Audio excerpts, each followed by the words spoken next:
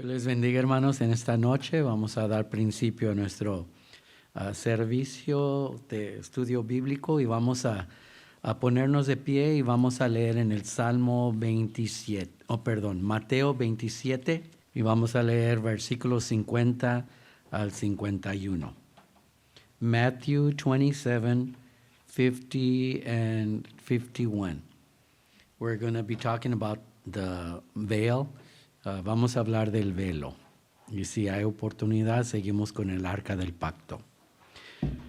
Dice la palabra de Dios: mas Jesús, habiendo otra vez exclamado con grande voz, dio el Espíritu.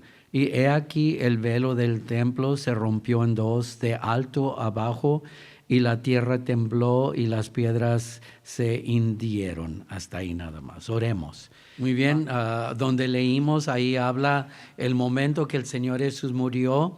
Vemos que el velo se rompió en lo que era el templo. Ahorita estamos hablando del tabernáculo, pero el templo fue hecho en el mismo diseño del tabernáculo. Así es que vamos a hablar primero. Este velo era antes de entrar al lugar santísimo. Recuerden que dijimos que la puerta eran cortinas, y luego para entrar al patio, y luego para entrar al tabernáculo también había una puerta de cortinas, y luego adentro estaba separado por un velo que era una cortina gruesa. Había 3 cortinas como puertas. Y este era el velo, el cual es muy importante. Muchos creyentes no ven en estos versículos que leímos la gran importancia porque nunca han estudiado sobre el tabernáculo. Estos versículos nos dan información muy significativa sobre la importancia de la muerte de Cristo para la humanidad. El velo de la separación, también se llamaba el velo así, ¿verdad? Que separaba el lugar santo del lugar santísimo. Era para protección al pueblo de Dios. ¿Y por qué protección? O sea, la cortina estaba aquí, pero era protección al pueblo de Dios porque nadie podía entrar al lugar santísimo y vivir. Solo el sumo sacerdote y solo una vez al año. Recuerden que el sumo sacerdote en su ropa tenía alrededor del hem, de la costura, tenía campanitas. Pero luego también tenía un mecate, un lazo amarrado a su pie. Así es que cuando él entraba, mientras caminaba se oían las campanitas, y cuando las campanitas no se oían por un tiempo, tal vez le preguntaban: ¿estás vivo o muerto? ¿Verdad? Y pues si no contestaba, entonces lo estiraban por el mecate porque no podían entrar. El velo representa la separación de un Dios santo del humano pecaminoso, porque nuestros pecados nos han separado de Dios. En Isaías 59, versículo 1 y 2 dice: he aquí que no se ha cortado la mano de Jehová para salvar, ni se ha agravado su oído para oír, pero vuestras iniquidades han hecho división entre vosotros y vuestro Dios, y vuestros pecados han hecho oculto de vosotros su rostro para no oír.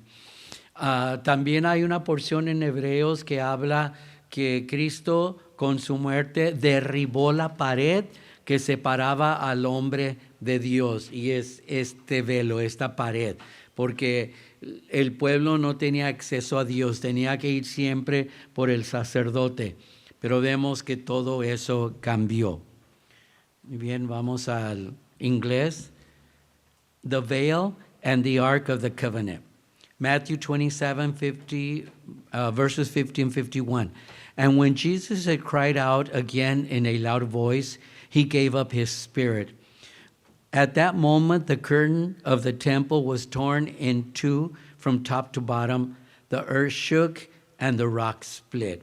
Y Dios mediante, después de resurrección, vamos a hablar de los eventos milagrosos que sucedieron el momento que el Señor Jesús murió. Entre ellos, el siguiente versículo nos dice que los sepulcros fueron abiertos. Muchas veces no hablamos de eso, ¿verdad? Es que es lo que venía diciendo la Brandon que quiero hacer después de resurrección, seguir con esos eventos milagrosos que sucedieron. So the earth shook and the rock split. And I was saying that after Resurrection Day, I want to keep talking about the events that actually occurred the moment when Jesus died. The veil tore. There was an earthquake. The tombs were open. The soldier said, truly, this was the Son of God. So these are important events that many times we don't talk about because, we say Easter's over and we continue. But I think we could even use Resurrection Day sermons during the year, ¿verdad? And a lot of times we just hold back and we just preach them that day, but they are very important. So before you enter into the Holy of Holies, there was a very important veil. Many believers don't see the importance of this veil because they haven't studied about the tabernacle. In these verses we read, that gives us information that is very important about the death of Christ for humanity. First of all, I said that what we are studying now is the tabernacle that was used during their journey through the desert. But then later on, David wanted to build a temple for the Lord, but God told him, that will not be your privilege. Your son will do it because there is too much blood on your hands. We know David was a man of war, and he had to fight all his enemies around them, the enemies that they did not destroy when they conquered the Holy Land. So there was those enemies that were always coming to attack them. So he had all that blood because he was a man of war. But we know that during Solomon's reign, which was also 40 years, which was like David's and Saul's 40 years, it was called the Golden Age during the reign of Solomon.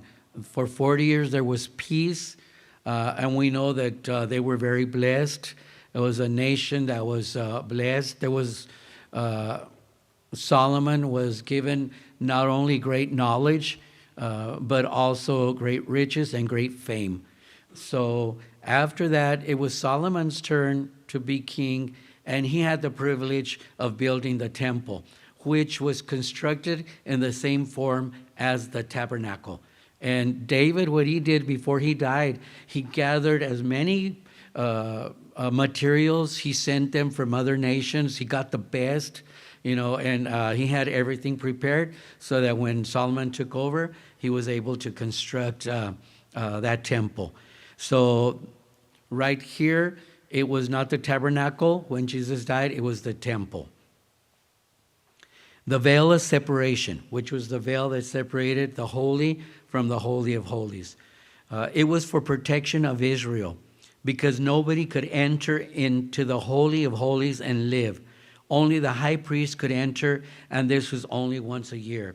We mentioned that the clothes of the priest, the high priest had bells around the hem, and also when he walked into the Holy of Holies, he had a rope tied to his ankle, which stretched as he walked in case if he was in sin, then he would die, and nobody could go in, so they would have to pull him out, and that was the form that they were able to bring him out.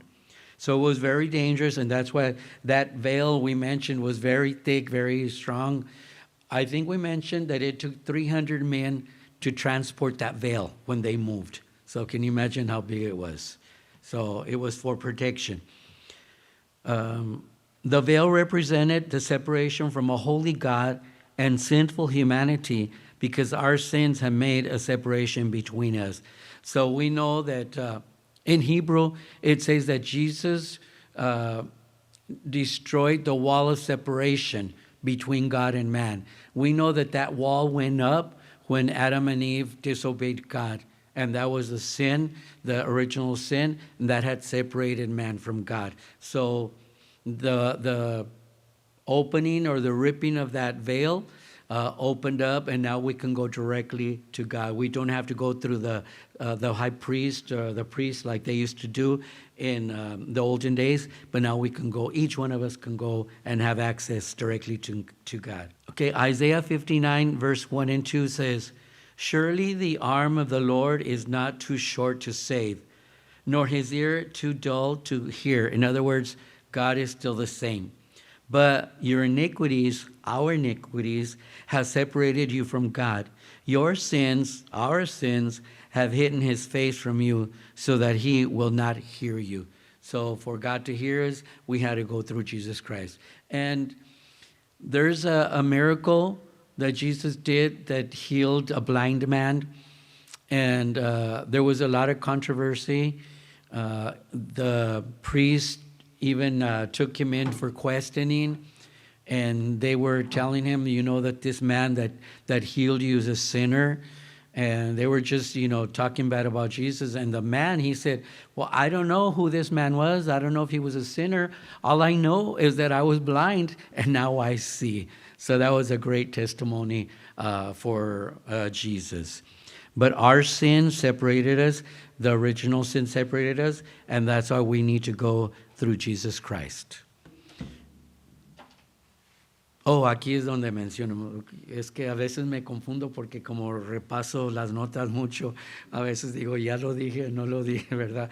Aquí el velo era 60 pies de largo, que aquí serán, ¿qué? 40 maybe, de ancho. 60 pies de largo y 30 pies de ancho, y era 1 pulgada de grueso. Era tan masivo y pesado que tomaba 300 sacerdotes para moverlo, y esto evitaba que nadie podría entrar por accidente dentro del lugar santísimo y morir. El tabernáculo sabemos que es un tipo o símbolo, representa a Cristo. Un tipo es simbolismo, algo que representa algo más. En este caso es un tipo profético. O sea, no solamente simbolizaba, pero a la vez estaba anunciando algo profético, algo que venía en el futuro, porque está simbolizando algo en el futuro, el ministerio del Señor Jesús. Y Hebreos 10, versículos 19 al 20 dice, "Así que, hermanos, teniendo libertad para entrar en el lugar santísimo por la sangre de Jesucristo, por el camino nuevo y vivo que Él nos abrió a través del velo, esto es, de su carne." So, el velo estaba representando la carne del Señor Jesús. El velo representa la carne del Señor y su cuerpo que fue inmolido sobre la cruz del Calvario. O aún empezó eso anteriormente del sacrificio de la cruz. O sea, si recordamos, lo abofetearon, lo escupieron, lo herieron, lo golpearon, lo azotaron, ¿verdad? Y luego después en la cruz, pues le pusieron la corona de espinas, lo clavaron con clavos, lo humillaron. La gente era puesto donde ellos sacrificaban, los romanos sacrificaban los más malvados de los pecadores, era en un lugar alto para que todos pasaran, y dice la Biblia que la gente pasaba y meneaba su cabeza. O sea, en otras palabras, están recibiendo lo que merecían, eran mirados para abajo, humillados, y luego aparte de eso, pues también, si recuerdan, le hirieron en el costado. Si es que el velo representaba la carne del Señor inmolada o torturada por nosotros. The veil was 60 feet long by 30 feet wide. I can't get a picture of it in my head because wide. Yeah, it's It's big. big, right? Yeah. So por eso, it was 1 inch. It was 60 feet long by 30 feet wide and 1 inch thick. It was massive and very heavy. It took 300 priests to move it, and this avoided anyone from going in by accident and dying into the Holy of Holies. The tabernacle is a type or symbol of Christ. A type is a symbolism, something that represents something else. In this case, it's a prophetic type because it is symbolizing something in the future, and that was the ministry of Jesus Christ. When we officiate in the not Holy Communion, we say Holy Supper, ¿cómo decimos? The Lord's Supper, yes. The Lord's Supper, we mention that the body symbolizes the body of Jesus Christ that was tortured for us. And we know that his torture started even before he was on the cross. Remember that when they arrested him, they took him from one place to another. So that was Thursday night. He didn't sleep, and he had eaten when they had the Lord's Supper. And then Friday morning, by then they had judged him. They had slapped him. They had covered his eyes and slapped him, and they'd make fun of him, say, if you're a prophet, tell us who is the one that slapped you. They whipped him. They spit on him. They made fun of him. And the place where he was crucified was on high, was Mount Calvary, so that people passing by could see their shame. And the Bible says that they would, nod their heads in acknowledging that who was hanging on the cross were the worst sinners. So he was crucified with nails, and then afterwards we know that he wasn't given to drink till afterwards. He was on the cross 6 hours, and then during the sun, then the darkness, the man next to him that was also making fun of him, he told him, if you are the Christ, bring yourself down and bring us down too. So we see he went through a lot for us on the cross and even before the cross. Hebrews 10, verses 19 and 20 say, therefore, brothers and sisters, since we have confidence to enter the most holy place by the blood of Jesus, by a new and living way open for us through the curtain, that is his body. The veil represents the body of Christ. And I keep calling this place the Holy of Holies, but its original or its formal name is Most Holy Place. Isaías 54:14 dice, ¿cómo se asombraron de ti muchos, de tal manera que fue desfigurado de los hombres su parecer y su hermosura más que la de los hijos de los hombres? Esto es en Isaías, es una profecía en relación al Señor Jesús, cómo iba a ser tan golpeado y herido que era desconocido, pero aún podemos decir que puede referirse a lo que era el personaje de Jesús. Otro versículo anterior de este dice que su parecer era sin hermosura para que lo desearan. En otras palabras, no sabemos cómo se veía, tal vez no era, yo lo imagino como una persona muy simpática porque es perfecto, es el Hijo de Dios, pero tal vez no tenía aquella hermosura para que no se atrayera su físico a la gente, sino su espíritu, y que él era el Hijo de Dios también. So, como haya sido, pero para nosotros yo creo lo más hermoso en el mundo. Los romanos eran expertos en torturar. Golpeaban la víctima hasta que la piel de su espalda estaba toda rota y se veía la espina dorsal. El velo fue roto. Al momento exacto que Jesús exclamó con gran voz y dio el Espíritu, el velo en el templo se rompió en dos. Fue al mismo momento que Jesús murió, porque la separación entre Dios y el hombre fue pagado por el sacrificio de Jesús. El velo, como sabemos, fue roto de arriba para abajo por Dios mismo. Lo que ningún humano podía romper con fuerza humana, Dios lo hizo por la muerte de su hijo. Sabemos que el momento que Jesús murió era el momento, porque recuerden, era la fiesta de la Pascua. Estaban recordando cómo Dios los sacó de Egipto y fueron librados de la muerte de sus hijos mayores, los primogénitos, por matar un cordero y poner su sangre sobre el marco de la puerta. Entonces el ángel de la muerte saltaba esa puerta, por eso dice Passover, ¿verdad? Pasaba arriba o encima y no entraba. Y ese momento que el cordero era sacrificado fue el momento que Jesús murió, y fue el mismo momento que el Señor Jesús, o que el velo en el templo se rompió. Todo está relacionado. No fue la carne rota del Señor que terminó nuestra separación de Dios, sino su vida sin pecado, su muerte y su resurrección. Ahora podemos entrar a su presencia. Y estaba diciendo sobre aquel hombre que fue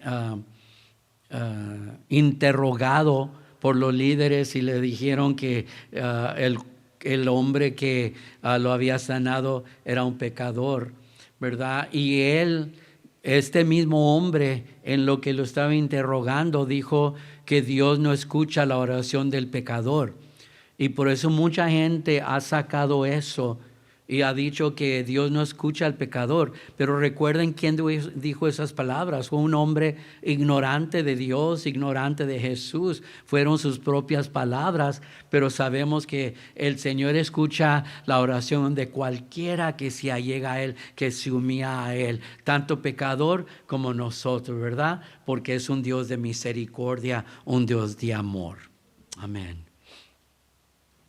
Fuera triste si Dios no escuchara la oración del pecador, ¿dónde estuviéramos? Isaiah 52:14. Just as there were many who were appalled at his appearance, his appearance was so disfigured beyond that of any human being, and his form marred beyond human likeness. And we know that he suffered all of this for us. The Romans were experts in human torture.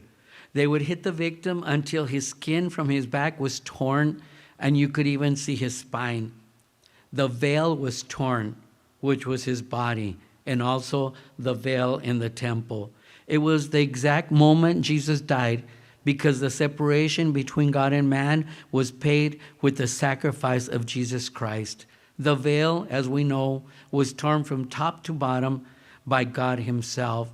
What no human being could tear with his strength, God did it through the death of his son. And we also said that the moment that Jesus died was the exact moment when the Israelites, when they were slaves in Egypt, that was the moment that they sacrificed the lamb, because the plague of the death of the firstborn was coming to Egypt, but also to everyone and every creature, even the Israelites. So the Israelites, to avoid having their firstborn die, they had to obey God and kill that lamb, that sacrificial lamb, and place its blood over the mark of the door. And when the angel of death saw that blood, he passed over that door. He didn't go into that home, and they were freed from that death. So that moment that sacrifice was offered is the moment that Jesus died, because they were celebrating the feast of the Passover, which was celebrated since that first time until, the death of Jesus Christ, when the sacrifices ended at that time. What no human being could tear with his strength, God did it through the death of his son. It wasn't the torn body of Jesus that ended our separation from God, but it was his sinless life, his death, and his resurrection. Now we can freely enter into his presence. ¿Qué precio tan grande pagó Dios para redimirnos de la eterna separación de él? Acuerden, Adán y Eva tenían esa comunión con Dios. El Espíritu de Dios se paseaba sobre las de la tierra, platicaban con Dios, pero el momento que ellos desobedecieron, esa comunión fue separada. Y eso fue lo que representaba aquel velo, la separación de Dios y el hombre. Recordemos que hay dos muertes. La primera muerte, esta muerte es la separación del alma, cuerpo y el espíritu. Es la muerte que nosotros conocemos. Todos pasarán por la muerte, a menos que venga el Señor Jesús. Entonces, pues irán con el Señor, su cuerpo será transformado y no pasarán por esa muerte. Pero, dice la Biblia, está establecido primero la muerte, ¿verdad? Y luego, pues, el juicio. Si es que nosotros pasaremos, a menos que el Señor Jesús venga, por la muerte. Y esa es la muerte natural. Se separa el cuerpo va al polvo de donde salió. El alma, vamos a decir primero el espíritu, es el aliento que Dios dio al ser humano. Entonces ese espíritu de todo humano regresa a Dios.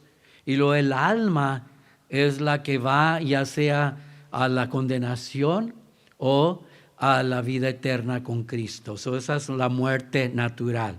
La segunda muerte es solo para los que nunca aceptaron al Señor como su Salvador personal.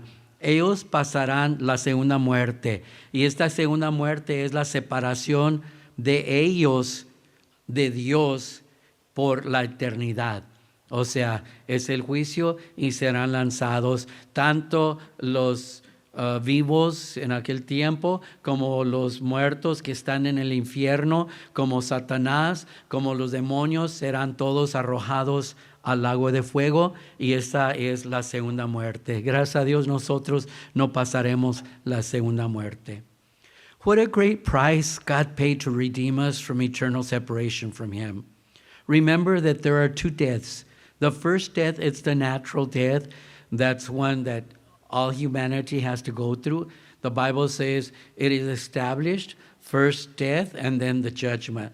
The first death is separation, body, soul, and spirit. That's what we are made of. We are like the Trinity. The body, when it dies, returns to the dust of the earth from where it was formed. The spirit, that's the spirit of life that God breathed into Adam, which then is transferred to all humanity that are born. That makes us a human, a living human.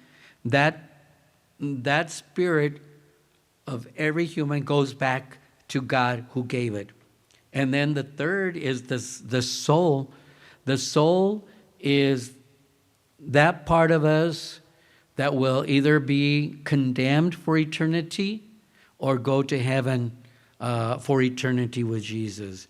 And that is the natural death. Unless Jesus comes while we're alive, then we will die. And pues God willing, ¿verdad? If the Lord comes soon, we will be alive and we will be transformed and join the ones that had died, their body resurrected, and we all go with the Lord. And the second death, that is separation of the soul from God for eternity. Only those that have never accepted Jesus as their personal Savior will suffer this death. That includes the ones that are alive at the time when Jesus comes and that go through the tribulation and then die. But it also includes all the souls that never accepted the Lord that are right now in hell, where the devil, the bad spirits with those in hell will also be transported over or transferred over to the lake of fire, where their soul will be suffering for eternity. They will never die. Their soul will never die. They will not get a body like we will have a glorified body, but their soul will be suffering forever. Muy bien, vamos a pasar al arca del pacto. El arca del pacto era señal físico de que el Dios de toda la tierra estaba en Israel. Y es interesante, todos los israelitas servían a Dios. Su religión judía era la religión nacional. Así es que todos ellos estaban esperando la segunda venida de Jesús, pero más bien la venida del Mesías. ¿Okay? Ellos estaban esperando el Mesías. La razón que no lo aceptaron es porque ellos estaban esperando un general o un capitán, ¿verdad? Militar que los iba a librar de los romanos. Pero el Señor Jesús, cuando vino y empezó su ministerio, les explicó que su ministerio no era visible, no era de este mundo, sino que era espiritual. Y ese es el reino del cual nosotros, o al cual nosotros pertenecemos. Pero un día sí será un reino físico establecido sobre esta tierra por 1000 años. Y luego después el último juicio, y luego ya heredaremos esta tierra con el Señor por la eternidad. Dios le reveló a Moisés en el monte Sinaí precisamente cómo hacer el arca. Una gente no ve la importancia de la iglesia, pero qué tan importante y necesario será que Dios mismo le dijo a Moisés exactamente cómo, ¿verdad? Y cuándo construir aquel tabernáculo, y que ese tabernáculo representa, todo apunta al Señor Jesús y el sacrificio que compró nuestra eternidad. Entonces, si Dios, y aún después Salomón hizo aquel templo bajo la guianza de Dios también, Dios hizo necesario, importante. Y mucha gente hoy en día, el señor, el pastor de quien compramos estas sillas, tiene una iglesia y tenían otras dos, y dice que después de COVID ya se tuvieron que concentrar nomás en la iglesia porque la gente no regresó a las otras dos, ¿verdad? Así es que mucha gente se acostumbró, y podemos decir una táctica del diablo, que era suficiente verlo en la televisión o en línea. Con eso es suficiente para ellos, pero no es lo mismo. Es importante, sí, porque podemos ver que se predica la palabra, ¿verdad? Y podemos ver cómo el evangelio se está extendiendo y tanta gente acepta, pero a la vez es importante, ¿verdad? Que nos reunamos en una congregación donde se alabe al Señor, pero también se predique la palabra del Señor. Tenemos una hermana, amiga de hermano Jonathan, estuvo el domingo, y ya estuvo el anterior, hermana Gina, ¿verdad? Se llama. Ella iba al the upper room, ¿verdad? Pero eso no es como iglesia, pero aquí hay clases, ¿verdad? Hay estudio, hay enseñanza. De seguro tienen predicación, ¿verdad? Pero más énfasis es hecho en lo que es la alabanza. Y yo recuerdo, había una iglesia cerrada en Los Ángeles cuando el tiempo que yo estaba ahí estudiando, pero esa iglesia fue abierta, y el pastor, y era de la organización, ¿verdad? Entonces el pastor empezó y enfatizó la alabanza, ¿verdad? Y se llenó la iglesia, ¿verdad? Veíamos que, wow, pero a la vez sabíamos que no daba énfasis o importancia a la palabra del Señor, a la alabanza. Pues vino un problema. Se deshizo la iglesia, porque no estaban enseñados la doctrina, no estaban firmes. No negamos que no era la presencia del Señor, pero no basta la emoción, ¿verdad? Sino que es más importante, aunque tiene su lugar, claro, la palabra de Dios. Y es donde está cimentada la iglesia. Y vemos que hoy en día muchos se están alejando, ¿verdad? Y enfatizando otras cosas que no son bíblicas, pero que Dios nos ayude y sigamos, porque seremos responsables ante nuestro Dios. Así es que este arca fue hecha de madera que representa la humanidad de Jesús, y forrada de oro que representa su divinidad. Y vemos que otros de los muebles también eran hechos así, madera forrado de oro. Representa su humanidad, pero su divinidad. Tenía un borde de oro de decoración. Y yo no me había fijado en eso, pero hace como 2 semanas estaba viendo el miniature, ¿verdad?, del Arca del Pacto, y vi que se estaba despegando una cosa, ¿verdad? Pues era no velo, pero era así como cuando se cose algo alrededor, ¿verdad? Como ¿qué se llama eso? Si me entienden qué es. Como un cinto, pero es como decoración. Tiene esa decoración. Y pues como digo, no me había fijado, no le había puesto atención, pero sí, sí tiene aquello, ¿verdad?, alrededor. Su cubierta, o sea, la tapa, era hecho de oro macizo, o sea, no tenía madera. Y una de las razones es que era llamado la mesa de la misericordia. O sea, porque en medio de esos querubines, esos ángeles, estaba aquel fuego, Shekinah, que era la presencia de Dios. Entonces, por eso era sólido el oro, porque representaba aquella misericordia, pero a la vez la presencia de Dios entre Israel.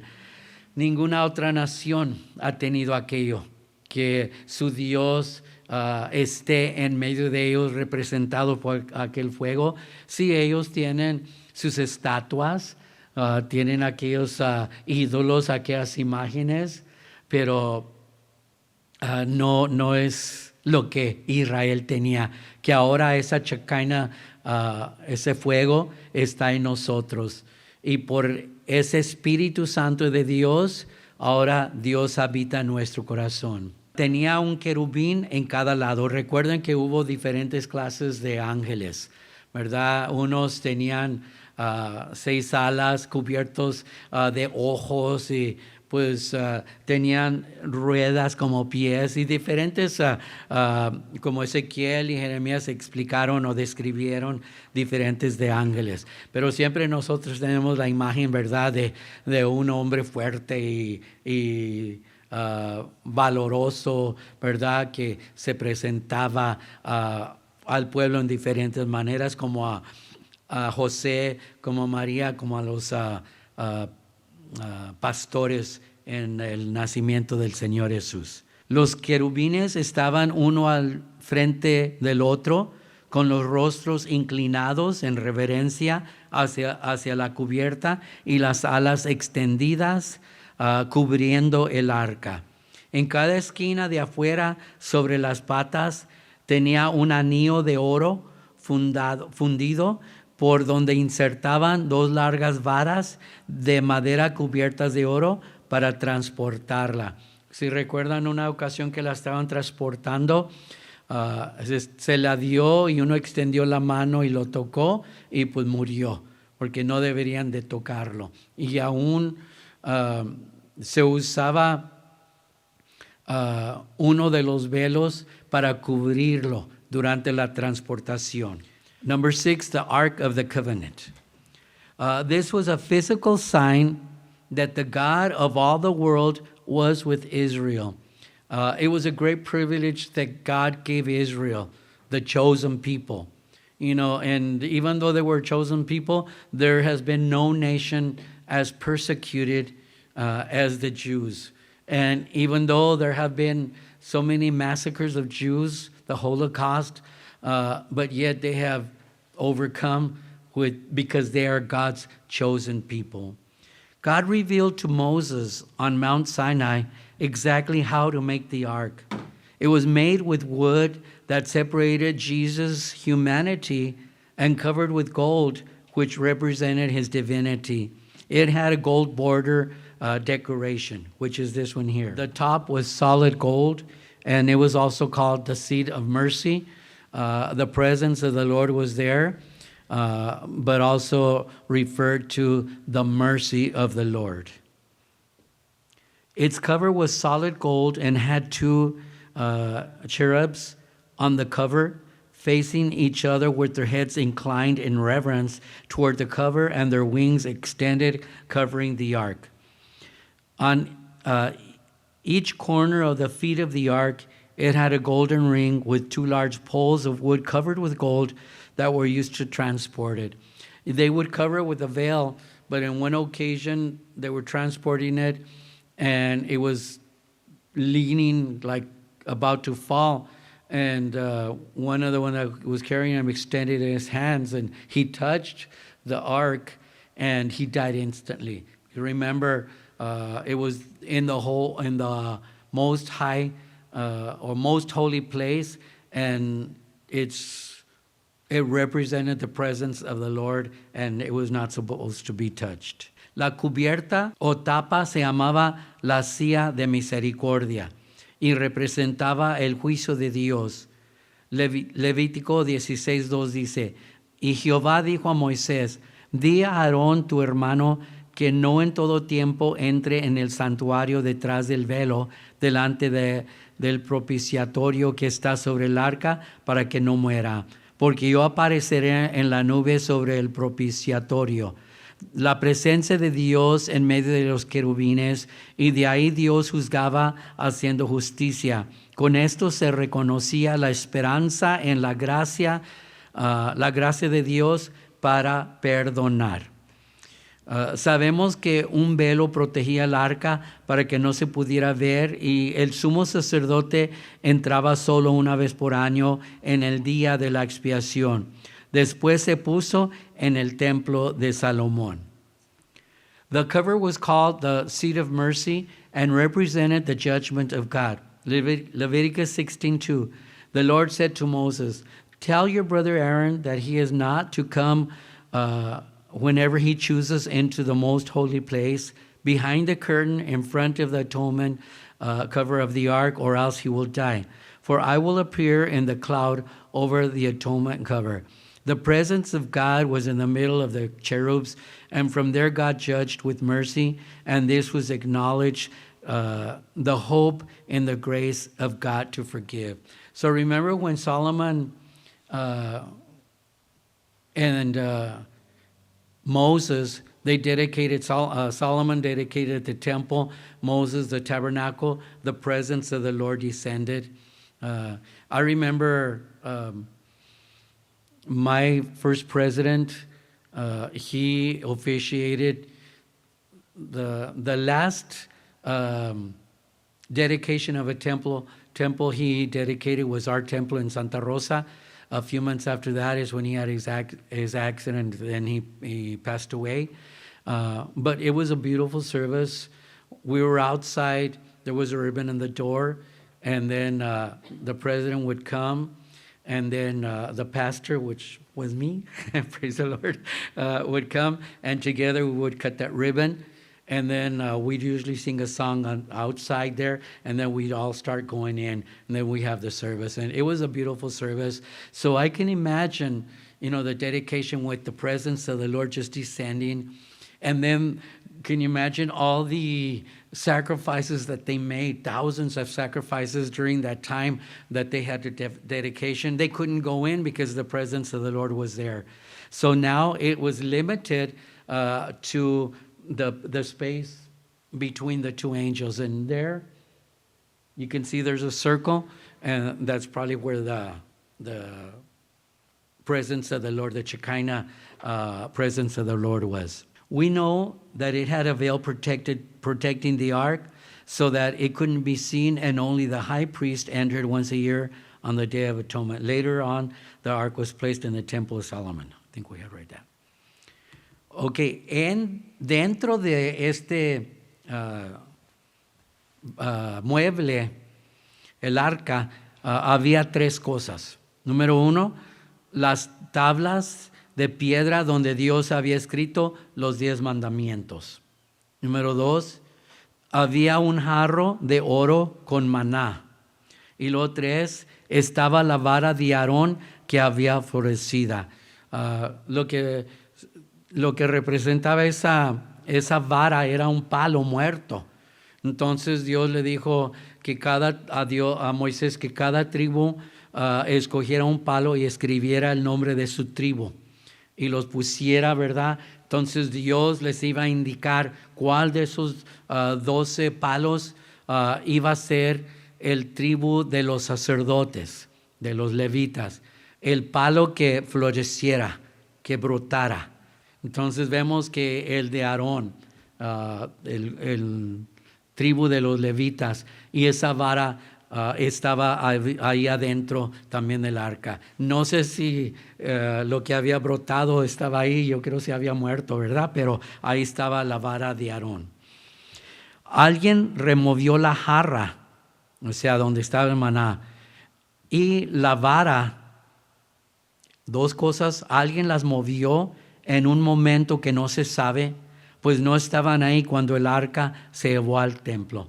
Durante ese tiempo, recuerden que en una ocasión, en una batalla, el arca que siempre la llevaban a la batalla los israelitas, y como habían pecado, una familia había pecado, Dios había revelado quién era esa familia que había tomado del botín de Jericó, que no deberían tomar nada, pero él cogió algo y lo escondió en su carpa y Dios lo descubrió y los mataron a todos.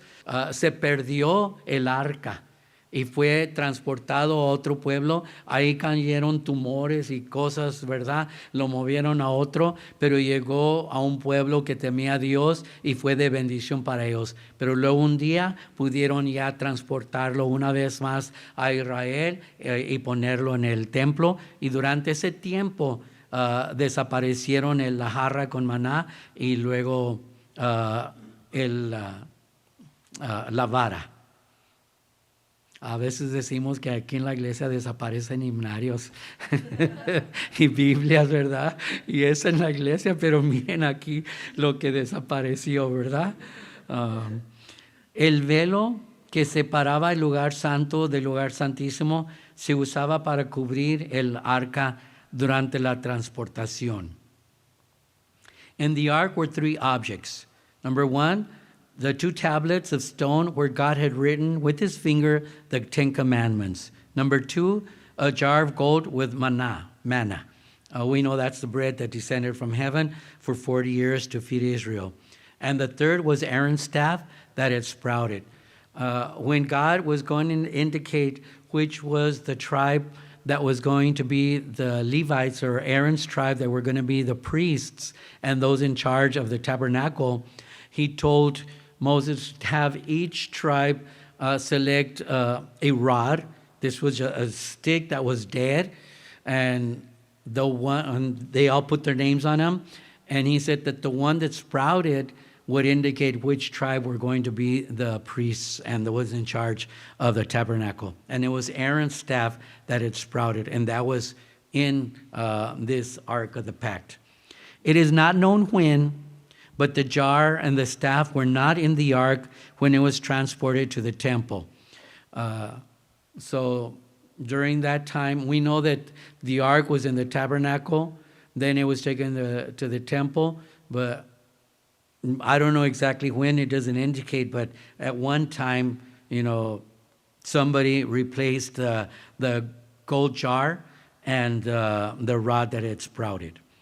The veil that separated the holy place from the most holy place was used to cover the ark when it was transported. Dios le dio 10 mandamientos a Moisés para que se las enseñara al pueblo de Israel. Dios escribió las 2 tablas con los 10 mandamientos 2 veces porque Moisés quebró las primeras tablas cuando vio que el pueblo estaba adorando el becerro de oro. El arca era el símbolo de la presencia de Dios.